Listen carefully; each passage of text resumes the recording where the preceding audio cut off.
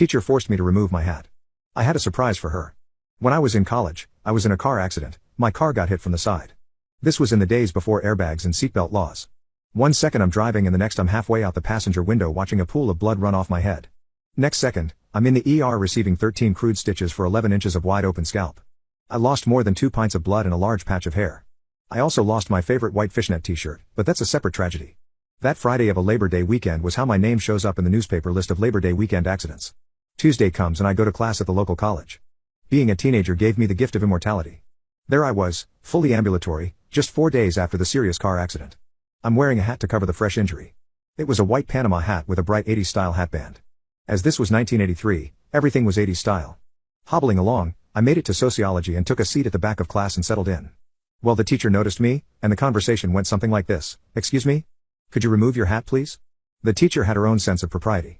My hat didn't fit with proper classroom attire. Sorry. I was in a car accident, I replied. She probably took me as one of her rude students muttering another list of excuses. Take the hat off. You cannot wear that in my class. She was not happy with my hat. At all. Well, okay then, off comes my hat. Roughly a third of my hair had been shaved off. The wound was still pink and puckered. The seam had a line of dried blood in it.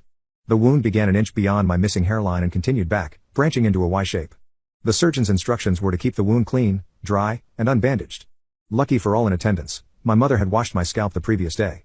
She used the word gore at some point to describe what was washing off. Imagine you're one of my classmates. There were gasps, then a moment of silence, and the teacher goes, "Ah, well in that case you can put your hat back on." I won't before a little malicious compliance. "But miss, I can't wear hats in class," I replied. "I mean, I can do it, but I don't want to break any rules. Please put your hat back on." "Okay. If you insist," and the hat went back on my head. My advice is not to engage in malicious compliance on the first day of class. That was the only C I received that semester, even though I thought I did pretty good, but that's a separate tragedy. I had a son when I was 14 and none of my family knows besides my aunt. I was assaulted by a family member until I was 13 and moved in with my aunt. She's a good person that took me in and helped me get away from the bad people in my family. When we found out I was pregnant, she guessed how it happened. I hadn't told her about what had happened, but she said she always expected it but never had proof. She came up with a way to get me away. She pretended to get pregnant and asked my parents if she could get custody so I could move in with her, get homeschooled, and help her out.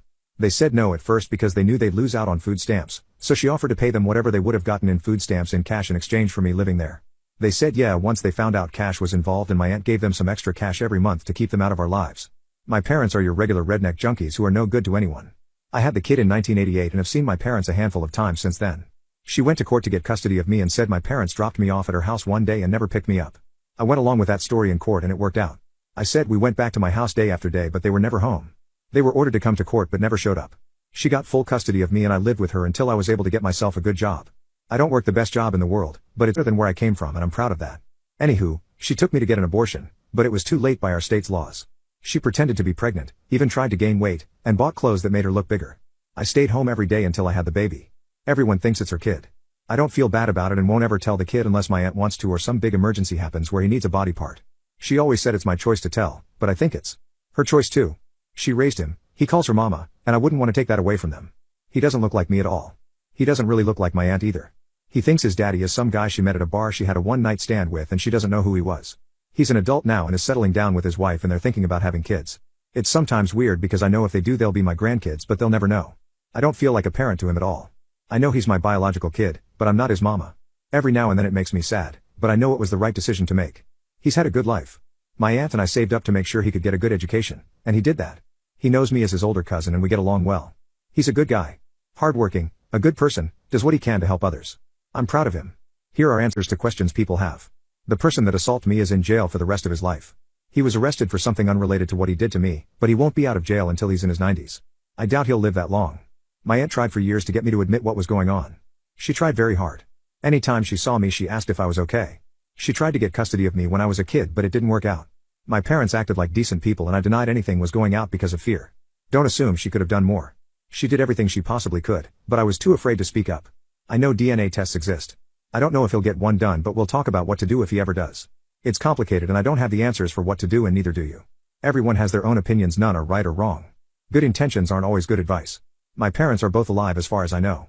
I don't speak to them at all and haven't seen them since the early 2000s. I don't care to reconnect with them. The way I look at it, my aunt is the only mama I ever had and I don't need to worry about someone who gave me up for drug money. We went to a hospital outside of town to avoid seeing anyone we knew. Growing up, everyone thought I was a shy kid. I was a big reader and spent most of my time inside anyway. No one thought it was weird that I was inside a lot.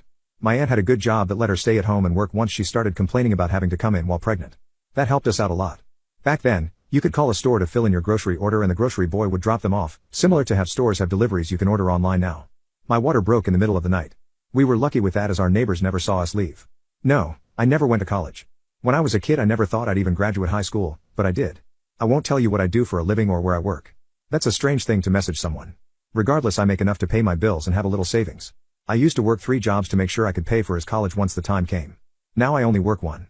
I don't like what I do, but I work hard and I'm proud of that. Yes, I know my English isn't perfect. I type like how I talk and I don't care if you think that's bad. Calling yourself a grammar Nazi is a weird way to identify. I wouldn't want to be called a Nazi about anything, nor would I be proud of that, but I guess you can live your best life and I pray you stop sending rude messages to people. I don't care about your opinions on abortion or if you think I'm a bad person for considering it. I was barely a teenager and it would have been the best choice for me. No, I don't regret having the child now, but I wish I didn't destroy my body in the process. I can't have kids now because of the damage that pregnancy caused my body. A few disgusting people have messaged me that this was SI, that I deserved it, or asked for details. I don't know what the hell is wrong with you, but from the bottom of my heart I hope you die. The world doesn't need more sick flocks like you. Yes, I know my aunt is a great person. She's the best person I have ever known. Not just because she helped me. I think she would have done the same thing for anyone. She's an angel. My crazy brother allowed his own daughter to be molested. When I found out, I ran away with her and cut all contact. I have always had a close relationship with my niece. She is the sweetest girl ever and calls me her favorite aunt, even though I'm her only aunt. Her mom passed away during childbirth, so it was hard for my brother to raise her alone. As a result, I would often take care of her while he was busy. I would take her to movies, restaurants, and even go to her school as her guardian. I loved her a lot and didn't mind doing all that for her. I was actually unable to have kids with my husband, and it felt like she was filling an empty void in my heart. I knew it wasn't fair to my brother, but sometimes I treated her like she was the daughter I never had. I would tell her about girls-only nights, and we would fall asleep together while eating chips. Whenever I bought her a cake and a present for her birthday, she would always be so excited that the entire house would light up. She would make sure to keep thanking me for weeks after that. Last year was the same, but I noticed something odd this year. She recently celebrated her 12th birthday at my house, and I noticed that she wasn't as happy as I expected. I tried asking my brother, in other words her father, if something was wrong, but he didn't answer my question. The only guests were family, but I didn't want to make a scene. So I decided to take my niece away from all the noise and ask if she was alright in private. I took her up to the room that she stayed in whenever she would come over. But as soon as I asked her what was wrong, she just started crying. She was hugging me so hard that I almost started panicking. I had never seen her cry before this, and wondered exactly what was bothering her. But she didn't stop crying for several minutes. I told her that I love her, and am always here for her, so she can tell me everything. She somehow found the courage to tell me the truth, and I couldn't believe it. It turns out, a teacher at her school had taken her away into an abandoned classroom, and touched her inappropriately over her clothes. When she told this to her dad, he brushed it off like it was nothing. But she was obviously very uncomfortable, so she kept pressing him to do something about it. And my idiot brother had gotten angry at her, told her to shut up and never tell anyone about what happened. I was literally in shock and kept hugging my niece close to my chest, because I didn't want to break down crying in front of her. The first thing I did was put some headphones on her with some calming music, and told her that she could play on my iPad. Then I desperately called my husband upstairs and told him about the situation. I was furious at the school and even more so at my brother, but I didn't know how to handle the situation. But it turns out, my husband was even more furious than I was. He rushed down and punched my brother right in the face. And in front of the entire family, including my parents, he screamed, "You dare let your own daughter be molested at school, and did nothing?" I thought my brother would make up some excuse, and he did exactly that. He said, "Oh, for Christ's sake, stop bothering me. That girl took my wife away from me, so everything she says is invalid in my opinion. She is probably lying about that incident anyway. And even if she isn't, I don't care." For a few seconds, everyone in the house was silent. I was praying that my niece still had the headphones on, and didn't listen to her own father say that. My dad quickly discerned what the situation was about, and supported my husband by kicking my brother out with force. A lot of relatives couldn't bear the uncomfortable situation, and made some excuse to leave. After that, I couldn't take it anymore either and just broke down. I never thought that my brother was hiding such resentment about the passing of his wife, and blaming an innocent girl in the process. What would he have done had she not gained the courage to tell me the truth? Would he have let that particular teacher continue his wrongdoings? Just the thought alone makes me want to puke. But I knew I had to stand up and put a stop to this. I sat down with my parents and my husband to talk about how to handle everything. The first thing we decided was that my dad would go to the school and make sure that teacher got fired or arrested. I trust him, so I am leaving that part to him. Then comes the question of whether we should let my niece go back to her father. But with the way that he reacted, I honestly didn't want to let him near her ever again. Thankfully, my husband and I were planning to move to a different state because he would get a higher paying job. The only reason I hadn't said yes was because I didn't want to get separated from my niece. But this was the perfect opportunity. We decided that we were going to move, and simply take our niece with us. We live in a country where there is no such thing as a child protective services, so this wasn't going to be that hard. But I needed to make sure that my niece wanted this. I went back upstairs, and very gently asked her if she wanted to come with us even if it meant not seeing her father again. I can't count how many times she said yes. My brother had been ignoring her at home, and in her mind, we were her true parents anyway. I'm a bit ashamed to say that I was actually glad this happened, because now I could be with her every day and protect her. For the next few days, we sorted all loose ends and kept avoiding my brother. My niece was staying with us since we could just buy her new clothes and toys. My dad, as he said he would, and got that teacher fired from the school, and even his teaching license was revoked. We had to inform the principal that we were taking her to a different state, and he wrote a recommendation letter for us that would help her start in a new school right away. As the days went by, my niece became more and more happier because she didn't have to see her father or that teacher ever again. Now, we have been living in this new house for nearly a month, and things are better than ever. I have blocked my brother and have had no contact with him after that day. I'm sure he's asking my parents about the whereabouts of his daughter, but they aren't going to tell him. I don't regret doing this, because he's the one who started all this. If he wasn't a spineless father who blames an innocent soul, he wouldn't have lost a daughter. My mom is disgusting. When I was 11 years old, I was assaulted by a family member. My mother knows about this, and it is unquestionably the most horrific thing that has ever happened to me. One day when we were eating at the table, she says, "I don't care what he did to you, he's hot." My little sister was at the table and was shocked about what she said. "Mom, you know he assaulted her, right?"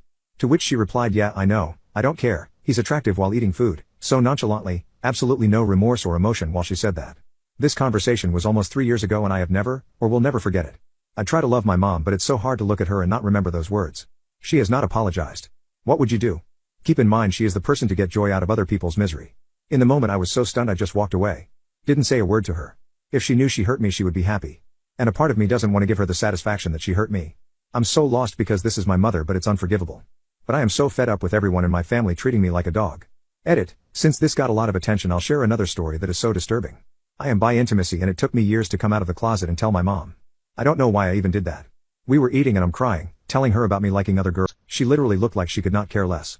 She finishes eating and tells me, "You know, because I accepted you." She does hand circular motions above my face, hinting to me being gay. "You should accept me being with Jacob," her ex-boyfriend. Her ex-boyfriend Jacob was extremely abusive to me and my sister. He physically fought me and my younger sister and pulled her hair. Said racist jokes and even told me the first time I effed your mom she bled. I got kicked out multiple times because my mom wanted to have intimacy with Jacob. I was even kicked out of the house in the cold hard winter. Sitting at the library calling government housing because I didn't know what to do. I even had to call and report my mom missing because she went on an 8-day date with him and completely cut off connection to her children and her dad. I physically had to sit with an officer and give him my mom's description and everything. She was legitimately a missing person. I had to call the officer back when she finally came home and tell him, "Sorry, my mom just went on a date." She saw all our texts asking if she's alright and she chose to ignore it. She came home and was so furious the house was messy, when we were literally so scared our mother died. She's pissed the dishes aren't done. Her ex literally cheated on her and left the city for another girl. He completely left my mother. Then when he comes to the city, he will rent a hotel and they still have intimacy. I went to the mall some time ago and she asked me to go get her lingerie for when she goes out with Jacob. So absolutely vile she'd asked me to do that. Another time we were bored playing around on an app that was like Omegle. You video chat with strangers for a few seconds and it moves on to the next person. I think the app was called Hala. We were sitting in her car bored as heck, so I thought, why not let's alive sometime, maybe talk to someone, whatever. I wasn't trying to flirt or meet any guys. For the most part I connect with other girls. You can set preferred gender you'd like to see. Anywho, we connect with a few guys. She pulls down her shirt so more cleavage shows. She cuddles up to me so she gets in the camera and says, "You like mother-daughter action." The second I connect with a man, I immediately felt so sick to my stomach and turned it off. She punched me so hard in the arm and started screaming at me why I shut it off. She called me every name in the book. She started demanding I give her the app name so she could do it herself. I felt like crying in the moment. My mom punched me so hard because I wouldn't entertain these random men with her. Was holding back the tears. It was so painful I developed a huge bruise and my arm hurt me for days. Never forgot that. Another time when I was 15 she kicked me out. I was new to the city and had no cell phone. All I knew was there was a McDonald's across the street. I went and slept in the handicap bathroom for some hours. This was December and I didn't even have a winter coat. I came back home after hours knocking on the door. She let me in and I went to the bathroom to take a hot bath because I was so cold. I begin to have a panic attack and feel like I'm going to throw up because she's verbally assaulting me while I'm in the bathroom. I'm shaking because I'm so cold still even though I'm inside my skin is cold. She tells me, "I can tell you've done drugs because you're shaking. Did you prostitute yourself for drugs?" Keep in mind I'm literally 15 years old at this time. I don't think you're a virgin and I'm taking you to the clinic to check first thing tomorrow. I told her I slept at McDonald's. She said I don't believe you. You went to some guy's house and effed him. I'm calling McDonald's and getting the surveillance. I know you're lying. The most embarrassing part was some girl I knew from school was working at that McDonald's and she saw me sleep on the bathroom. Thankfully I didn't hear anyone talking about it, so I assume she just didn't tell anyone. Thank God. What's a cold case that even the FBI couldn't solve? The disappearance of Asha Degree. Asha Jacquilla Degree 13 was born on August 5, 1990. She was the only daughter of Harold and Aquila Degree and had a brother, O'Brien, who was 1 year older than her. They lived in a rented 2-bedroom duplex at 3404 Oakcrest Drive, located in a quiet residential neighborhood about 5 miles north of Shelby, North Carolina. Asha is described as a happy, shy, and athletic little girl who took after her father's quiet personality and was extremely close with her older brother. On Saturday, February 12, Asha attended a slumber party at her cousin's house. Back at home, Asha, who hadn't gotten much sleep at the slumber party, dozed off at about 6:30 p.m. 2 hours later. She was awakened by a thunderstorm that just rolled into the area and went to the living room to watch TV with her parents and brother. Just before 9 p.m., a motorist crashed into a utility pole in Lawndale, knocking out power to swaths of northern Cleveland County. Aquila, who was preparing a shower for the kids when the lights went out, decided to leave it for the morning and sent both of them to bed. At 11:30 p.m., Harold stepped out for a last-minute trip to buy some Valentine's Day candy. Tomorrow would be his and Aquila's 12th wedding anniversary. The two planned to spend the day alone at home. He returned shortly after and fell asleep on the couch. When the power returned at 12:30 a.m., Aquila woke Harold up and asked him to move their kerosene lamp before going back to bed. Now wide awake, Harold settled on the couch to watch TV for the next 2 hours. At 2:30 a.m., he checked on Asha and O'Brien, found them sleeping peacefully in their beds, and went to join Aquila in their bedroom. Sometime during the night, O'Brien stirred and heard Asha moving around in her bed. He thought she was tossing and turning in her sleep, then heard her get up and apparently go to the bathroom. Reports differ on whether he ever heard her return. That night, unbeknownst to her family, Asha would grab her backpack, slip out of the house, and start walking south on Highway 18. They would never see her again. Aquila woke up at 5:45 a.m. to start the shower, and later walked into the kids' room to find O'Brien asleep in Asha's bed unmade and empty. Thinking she just got up early, Aquila went downstairs to the kitchen expecting to see her there, but couldn't find her. Now concerned, she began searching the house and realized that Asha's book bag and house key were gone. Harold suggested that she went to her grandma's house across the street, but when Aquila called, she said she hadn't seen her either. Aquila started running up and down the street, screaming Asha's name. Harold called the police at 6:39 a.m. By 6:45, Sheriff Dan Crawford and officers from the Cleveland County Sheriff's Office had converged on the Degree home and were scouring the neighborhood. Over the next few hours, dozens of volunteers, search and rescue personnel, bloodhounds, and investigators from the Sheriff's Office and State Bureau of Investigation, SBI, poured in to comb the surrounding area. The SBI taped off the Degree home at 2 p.m. They found no signs of forced entry at the scene and were unable to tell if she had left through the front or back door, both of which could be opened from the inside without a key. There was no evidence of foul play inside the home. Asha is believed to have been wearing a white shirt, white jeans, and white Nike tennis shoes. She did not bring a coat or hat with her, but an inventory of her belongings found that she had taken the following items: a black Tweety Bird pocketbook candy she received at her basketball game on Saturday night, her house key, a red vest, blue jeans, a white nylon long sleeve shirt, a black and white long sleeve shirt, and black overalls with Tweety Bird on it. That afternoon, Jeff R., a 25-year-old trucker for Sun Drop Bottling Company, was eating lunch when he saw Asha's face on the TV. He instantly recognized her as the child he had seen walking in the rain along Highway 18 at 3:30 that morning, about a mile south of Asha's home. He called the police and said, "I seen a little girl walking down the road with her book bag. She had on a little dress and white tennis shoes, and her hair was in pigtails. I went back, but she never did look up at me. She looked like she knew where she was going. She was walking at a pretty good pace." Realizing it was a child, Jeff stopped and turned his 10-wheeler around.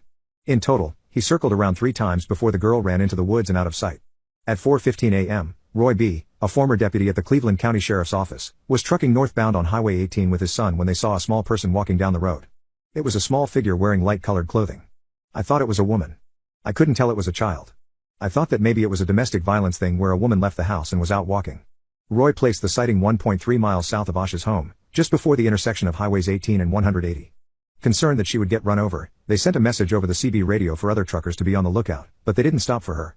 Instead, they made a stop in Falston before driving up to Chicago, where he learned about Asha's disappearance during a phone call with his wife. The next day, the men returned to Shelby and went straight to the command post at Malls Memorial Baptist Church to report the sighting in person. The SBI and FBI have always believed these sightings to be legitimate. Armed with this new information, they began combing a 5-mile radius around the intersection of Highways 18 and 180. An air search by Highway Patrol and the SBI turned up empty. There were no signs of a struggle or hit and run. Driver checkpoints set up on February 15th and 21st failed to turn up any leads. Bloodhounds began to scour the area within 1.5 hours of Harold's 911 call but never caught her scent, likely due to the inclement weather. That night, Aquila and Harold were interviewed by the SBI and quickly ruled out as suspects.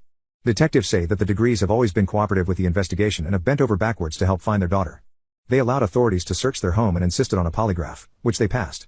As Sheriff Crawford put it, there was no, and is no, evidence whatsoever to indicate this mother or father or child are responsible for this child's disappearance. On February 15, some volunteers approached Raleigh and Debbie Turner, who lived almost exactly 1 mile south of the Degree home, and asked them to check their property for any sign of Asha. They owned an old, doorless outbuilding that stood about 300 feet from the road, which they used to store furniture and supplies for their upholstery business. When they checked the shed, they found an odd assortment of items: a green marker, a 1996 Atlanta Olympics pencil, a yellow hair bow, some cellophane candy wrappers, and a wallet-sized photo of a little girl. After being questioned and polygraphed by the FBI, Jeff went back to the scene with investigators and pointed out a spot 600 feet from the Turner's field. Raleigh and Debbie handed over the photograph but kept the other items neatly piled on their porch, assuming that they lived too far away for them to belong to Asha. Reverend Mackie Turner, a neighbor who kept his 6 beagles in a dog lot behind the shed, said that his dogs normally barked if anyone approached but that he didn't hear anything that night. Another neighbor reported nothing suspicious, either. Volunteers asked the Turners about some candy wrappers found on the road near their home. At that point, they turned the other items over to the police. No one in Asha's family or at school knew the girl in the photo, but they quickly identified the other items as hers. Her friends stated that the candies came from a treat bag they received at their basketball games. Investigators would find no further evidence after this. On February 20th, after 3 days of unsuccessful searching, they suspended the official search. My disabled best friend asked to do something disturbing for her and I'm torn. I've never dealt with such a dark, heartbreaking situation before, and even though I have experienced a lot of pain in this life, this type of hurt is brand new to me. I feel I've been given an impossible choice, and I still have no idea what I'm going to do. I'm 23 years old. When I was 22 I was in an awful car accident that caused me to lose both of my legs at the knee. When I woke up in the hospital, I was in denial for months. It was like my brain just could not fathom what had happened to me. I would look down at my body, and it felt like someone else's. Denial in that type of situation feels insane. I would literally touch my stumps and wonder how long it would take until my legs grew back. After I left the hospital, I was sent to a physical rehab center, and I spent almost 6 months there. I was not ready to go back home, and I felt like my normal life was basically over at that point. At the center, I would watch TV all day and do schoolwork. The rest of the day I was receiving treatment. My life was depressing and monotonous until Christine arrived at the center one day. I remember giggling a little when I first saw her since she basically had opposite injuries to me. I introduced myself to her on her first day there, and we ended up becoming fast friends since we were the 2 youngest people at the center. Christine was 2 years younger than me, and she had been electrocuted at her family's farm, and it caused her to lose both her arms at the elbow. It was hard to see such a young, innocent person with such a life-changing injury. When I looked at Christine, I wondered if that was how other people felt when they looked at me. Anyway, we spent every day together at the center. She was much more reserved and shy than me, and I tried my best to cheer her up however I could and bring her out of her shell. We ended up requesting a double room, and we had a lot of nights that felt like childhood sleepovers. There would be nights when one of us would wake up crying, relieving our accident, and we would comfort the other until we fell back asleep. Her friendship is so precious to me, and I think I would have been in the center for months longer if I hadn't been for Christine's support. We encouraged each other to heal our bodies the best we could, and leave the center together to try and regain some normalcy. We lived about an hour away from each other, but even after the center, we kept in touch, and I knew I had found a lifelong friend in Christine. My family is very patient and supportive. I also have a few siblings who have been really helpful and accommodating since I returned to him. I won't lie and say it's been an easy adjustment, and I have cried every week as I try to get used to living life in my wheelchair. But speaking to Christine gave me some perspective. The only other person she lived with on the farm was her 60-year-old mom. Christine had confided in me during our stay at the center that the older her mom got, the fewer chores she could complete on the farm. She said her dad had died a couple of years back, and since then, Christine started doing a lot of odd jobs on the farm to try and help her mom out the best she could. That's the circumstances that led to her accident. Christine was working on an electricity box that she had no experience with, and that's how she was shocked. Therefore, things had been extremely difficult when Christine returned home since she was still trying to be self-sufficient, but she needed her mom for so much now. Christine told me she was trying to teach herself to use her feet to do things like type and cook, but most days, she would just screw up and make a mess. After we had both been home for about 6 months, I was finally adjusting. Meanwhile, Christine was crying to me on the phone almost every night about how difficult she was finding her new life. My heart broke for my friend, and I felt powerless. I did the only thing I could think of, and I asked my parents to take me to visit Christine. They agreed, and we made the long drive over to Christine's family farm. As soon as we pulled in, I saw it was a beautiful and lush property, and my eyes welled up as I thought about all the work Christine must have been doing on it before her accident. My heart damn near exploded when I saw Christine run out of her house to greet me in the car. We shared a laugh when I hugged her, and she apologized for not being the best hugger. We all went inside, and I met Christine's mom, who turned out to be a lovely woman, but she moved slowly and had lots of wrinkles. My parents agreed to stay for dinner, and afterward, I slept over at Christine's house and my parents headed home. They were nervous about leaving me, but I promised I would be safe. Everything had been going great until that night. Christine and I stayed up late just talking about how we had been feeling since leaving the center. I had been talking about my struggles for a while, Christine had been quiet, and I finally asked her how she had been feeling lately. I could burst out in tears when I remember this conversation, and I'm still feeling torn and confused. Christine confessed to me that she was violently depressed. She said she wasn't adjusting to her new disability well at all, and that she felt like an awful burden on her mom. She cried as she explained that now that her mom was older, it was her job to take care of her, but now things were reversed, and she felt like a needy, helpless child. I tried to comfort her. I told her she was still so valuable and loved, and that her accident wasn't her fault. But my words were not able to reach her, and that's when Christine dropped the bomb on me that she didn't want her new life, and she confessed that she had been thinking about ending it herself. I cried as soon as the words left her mouth. I told her she was wrong, that she wasn't a burden and I needed her. She just said that no one needed her, not anymore, not like this, and that there was no changing her mind. She explained to me that she would be taking pills in a couple of days, but she wanted me to be there with her. She said she was ready but scared, and she didn't want to die alone. She asked me to stay a couple extra days at the farm, and stay with her as she passed. I had never heard something so painful and heartbreaking in my life. I spent the rest of the night begging her to change her mind, but it was no use. We just cried and held each other until we started to fall asleep to the sound of the birds chirping outside. Now, it's the next morning, and I know I have to make a decision. Christine made it clear that she would be doing this with or without me, and that there would be no time to involve any authorities and that she wouldn't let anyone stop her. I love her with all my heart, and I thought she loved me, too, so why would she want to leave me this way? How am I supposed to let her? Am I the a-hole for not defending my mother-in-law after she kept saying my daughter looks nothing like me? I'm not sure what crawled up my mother-in-law's butt, but she and I got along so well before I got pregnant. She called me her daughter, came over to see me all the time, called me randomly to just talk, told me she loves me all the time, etc. But after I got pregnant, something switched in her. She stopped calling. She never said I love you back when I said it. She only came over to see my husband, and 9 times out of 10, it was trying to get him out of the house to go with her. Barely gives me a hello/goodbye in passing. She even tried staying in the labor and delivery room after she was already told no because her baby needs support, and clung to my husband's arm several times trying to get him to go sit on the couch with her instead of standing by me where he was. She was eventually kicked out by the nurses. Since I had my daughter 3 months ago, she has come over a good 10 to 15 times and has literally only held my kid twice.